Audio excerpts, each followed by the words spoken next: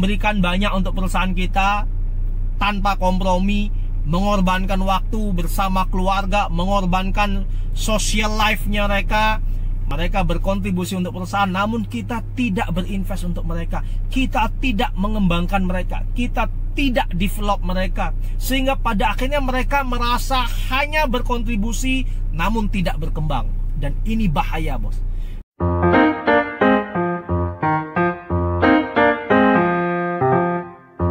Oke. Dan yang nomor 3, petunjuk kenapa champion kita mudah dibajak.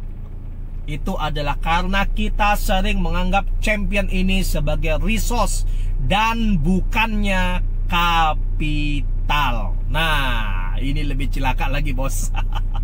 Hati-hati ya, bos. Ini omongan sore-sore, ini berat sekali omongan kita ya. Oke, maksudnya gimana?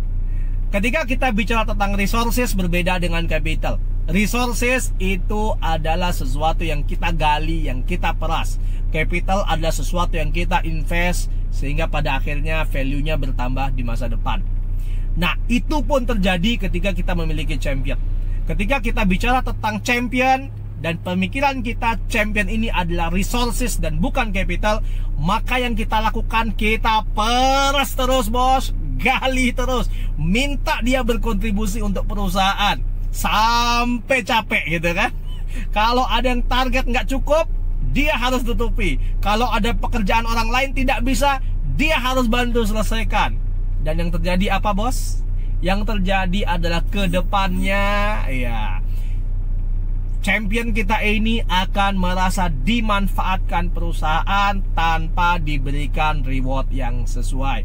Sehingga ketika kita menganggap champion ini sebagai sebuah resources, maka kita akan peras terus dia karena kita sudah merasa memberikan gaji untuk dia. Hidup itu bukan tentang sekedar gaji. Dan ingat, bos, kalau Anda mempekerjakan karyawan milenial, ingat, yang milenial inginkan itu adalah aktualisasi diri dan apresiasi dari atasan dan dari rekan kerjanya. Ketika kita tidak bisa memberikan apresiasi dan membiarkan generasi milenial ini mengaktualisasi diri, maka pasti champion-champion ini akan pindah dari perusahaan Anda. Sakit hati ya.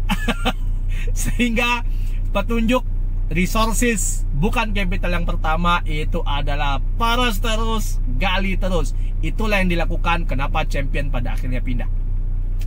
Yang nomor 2 adalah kita tidak berinvest untuk mereka. Mereka udah memberikan banyak untuk perusahaan kita tanpa kompromi, mengorbankan waktu bersama keluarga, mengorbankan social life-nya mereka. Mereka berkontribusi untuk perusahaan, namun kita tidak berinvest untuk mereka. Kita tidak mengembangkan mereka. Kita tidak develop mereka. Sehingga pada akhirnya mereka merasa hanya berkontribusi, namun tidak berkembang. Dan ini bahaya, bos. Ketika generasi milenial atau karyawan Anda, champion Anda merasa diperas, berkontribusi, tanpa dikembangkan, mereka pasti akan pindah. Karena mereka merasa mentok. Tidak ada yang mereka dapatkan, tidak ada yang mereka pelajari di perusahaan kita, sehingga pada akhirnya mereka memilih untuk pindah saja. Ngapain saya di sini, gitu kan? Itulah kenapa split second mereka akan pindah dari perusahaan kita, bos. Dan yang nomor 3 terakhir adalah kita tidak membuat mereka dalam special circle kita.